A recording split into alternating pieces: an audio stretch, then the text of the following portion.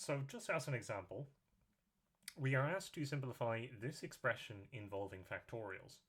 Now, this is another one taken from the book. I just decided to handwrite it, at least for this particular example. So what we're going to do to simplify this is note that the smallest, in sort of air quotes, of the factorials is this n plus 1 factorial. So we're going to try and manipulate the n plus 3 and corresponding n plus 2 factorials so that we can have an n plus 1 factorial. So note that n plus 3 factorial is n plus 3 times n plus 2 times n plus 1 factorial.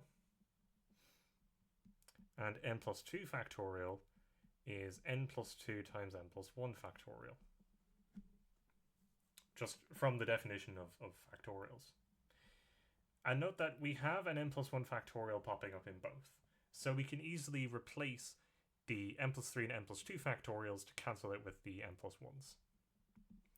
So this is equal to n plus 3, n plus 2 times n plus 1 factorial times n plus 2 times n plus 1 factorial divided by n plus 2 times n plus 1 factorial times n plus 1 factorial.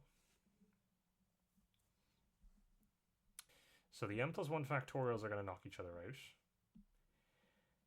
And we actually also get a knocking out of the n plus 2s. So the n plus 2s, we get a pair of them cancelling. So yeah, n plus 1 factorial cancels with that. The n plus 2s cancel.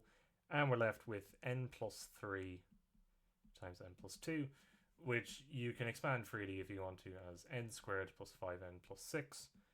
But I wouldn't go through that much hassle. I would write the answer as n plus 3 times n plus 2.